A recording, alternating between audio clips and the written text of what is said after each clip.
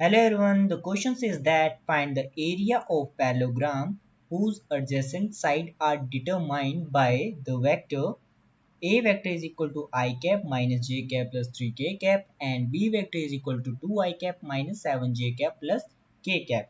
तो आइए देख लेते हैं हमें क्वेश्चन में जो हमारे पास गिवन पार्ट है, हमें दो वेक्टर्स दिए गए हैं जो कि a वेक्टर हमारे पास I cap minus j cap plus 3k cap के इक्वल है और हमारे पास बी वेक्टर जो है वो 2i cap minus 7j cap plus k cap के इक्वल है।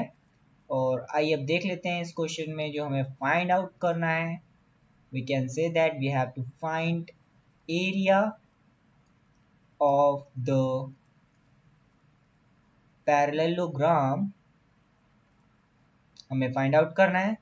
सबसे पहले हमें ये पता होना चाहिए एरिया ऑफ पैरेललोग्राम होता क्या है। क्वेश्चन को सोल्व कर लेते हैं।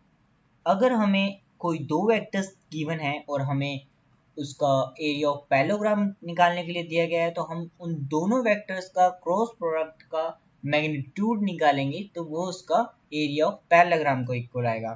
तो सबसे पहले हम देख लेते हैं, हमारे पास ए वेक्टर गिवन है, हमारे पास बी वेक्टर गिवन है, तो हम ए वेक्टर क्रॉस बी वेक्टर निकाल लेते हैं।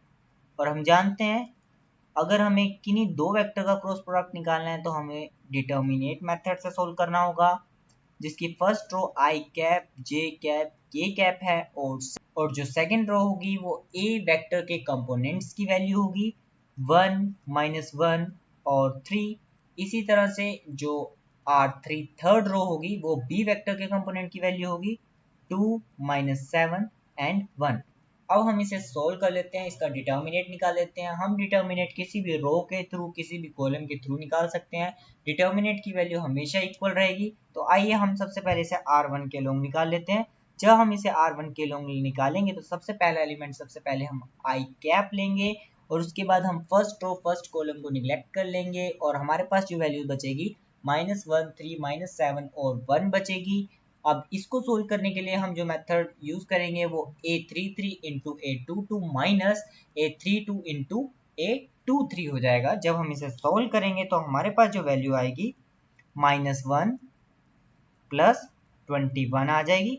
इसी तरह से हम सेकंड कंपोनेंट जे कैप ले लेंगे। जब भी हम सेकंड कंपोनेंट यूज करेंगे तो हमारे पास साइन चेंज होगा और जब हम इसे सोल्व करेंगे तो हमारे पास जो वैल्यू आएगी 1 माइनस 6 आएगी, क्योंकि इस केस के लिए भी हम फर्स्ट रो और सेकंड कॉलम को निगलेक्ट कर लेंगे एंड देन इसे सोल्व कर देंगे। सिमिलरली इन केस जब हम के कैप को बाहर रखेंगे तो इस केस के लिए भी फर्स्ट रो और थर्ड कॉलम को निगलेक्ट कर लेंगे और हमारे पास जो वैल्यू आएगी वो 1 माइनस 3 2 और -7 को सोल्व करके आएगी। इस केस में जब हम मेथड अप्लाई करेंगे वो A32 into A21 minus A31 into A22 होगा। जब हम इसे सोल्व कर लेंगे तो हमारा जो वैल्यू है -7 प्लस 2 होगा। जब हम इसको कम्प्लीटली सोल्व कर लेंगे तो हमारा जो रिजल्ट आएगा वो 20 आई कैप प्लस 5 जे कैप माइनस 5 के कैप आ जाएगा। अब हमें ए वेक्टर क्रॉस बी वेक्टर की वैल्यू हमारे पास आ गई है। अब हमें एरिया ऑफ पैरेललोग्राम निकालने के लिए A vector cross B vector का मैग्नीट्यूड निकालना होगा। तो हम कह सकते हैं magnitude of A vector cross B vector का मैग्नीट्यूड निकाल लेते हैं। किसी भी वेक्टर का अगर हम मैग्नीट्यूड निकालेंगे तो उस केस में उसके कंपोनेंट के स्क्वायर का सम का अगर हम स्क्वायर रूट करेंगे तो उसका मैग्नीट्यूड निकल जाएगा। तो हमारे पास ए क्रॉस बी वेक्टर का कंपोनेंट की वैल्यू है 25 एंड -5। जब हम इसका मैग्नीट्यूड निकालेंगे तो हमें 20 का स्क्वायर प्लस 5 का स्क्वायर प्लस -5 का स्क्वायर करना होगा, जिसे हम सोल्व करेंगे तो हमारे पास जो वैल्यू आएगी वो रूट 400 प्लस 25 प्लस 25 आ जाएगा और जो फाइनल रिजल्ट होगा वो हमारा 15/√2 के इक्वल आ जाएगा। तो हम ये कह सकते हैं एरिया ऑफ पैरेललोग्राम इज 15√2।